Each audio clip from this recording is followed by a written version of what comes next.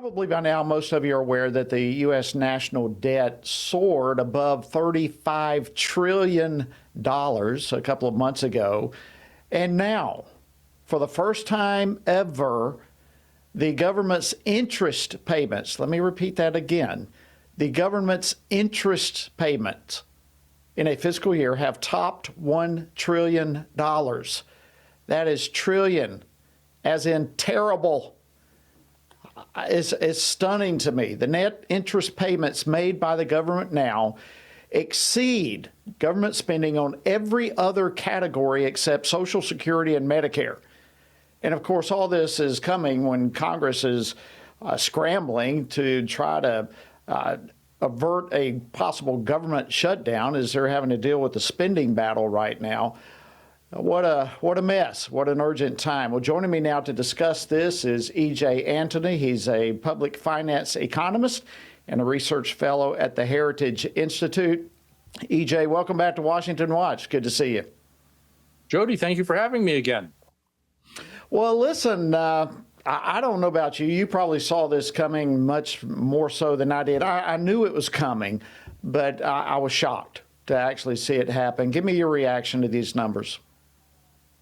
Very shocking, but not surprising, Jody, because, as you've said, we have seen this trajectory for a very long time. We essentially knew that these very bad numbers were coming. But, let's give some context here. So far for the current fiscal year, which is the last 11 months, we have seen interest payments on the debt, as you said, not only eclipse $1 trillion, but account for about half of all personal income taxes collected during that same time. So I want all of the viewers to take a look at their latest pay stub, see how much they're paying in federal income taxes, and realize that half of that is getting eaten up just by interest payments on the debt. So it's not funding roads or bridges. It's not funding schools or hospitals. It's not funding Social Security or the military. It is literally just interest. And the situation is getting worse day by day, month by month. Speaking of months, August was the worst deficit we have ever seen for that month. In other words, we've never had an August deficit this big before. Again,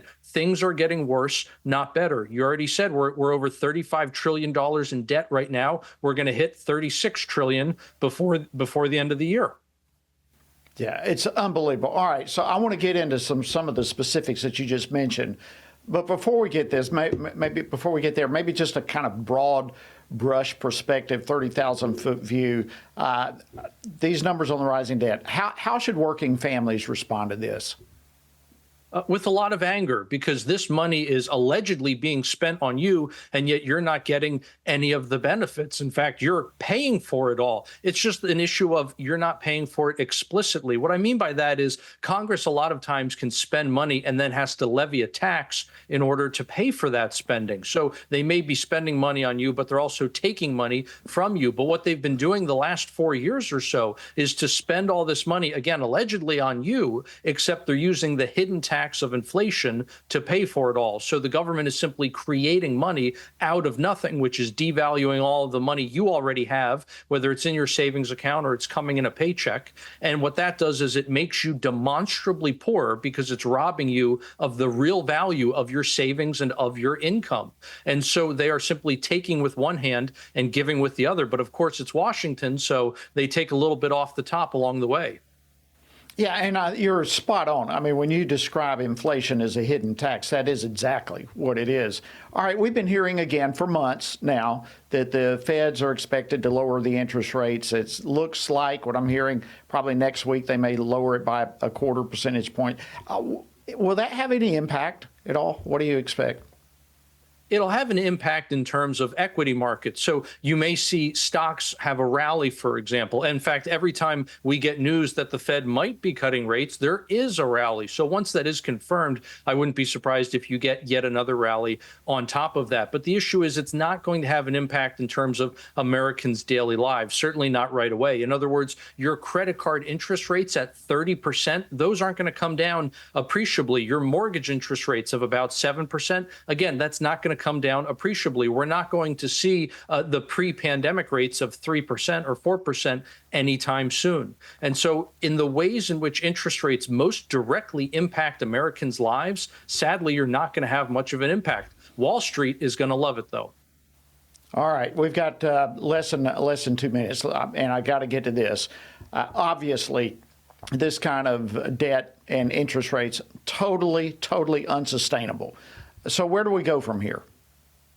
Down, unfortunately. Look, if we continue to do more of the same, you're going to get more of the same. In other words, if the government keeps spending money it doesn't have, if we keep borrowing ourselves into oblivion, expect more of oblivion, expect more inflation, expect a furthering of this cost of living crisis that we are all struggling under, expect home ownership affordability to get even worse than it already is. By the way, by some metrics, that's at a record low today. In other words, the person or the family with the median income, it has never been so difficult before for them to own a median price home. This is truly devastating American families' finances, and it's going to continue so long as the public policies that got us here continue. Well, and I can tell you, having been there, done that, so to speak, now wearing the T-shirt, it doesn't appear to me there is any political will whatsoever, really, on either side of the aisle to address this problem. But we've got to deal with it. It has to be dealt with. EJ, thank you so much. Research Fellow, Heritage Foundation. Incredible information. Thank you for joining us today on Washington Watch. Jody, thank you for having me.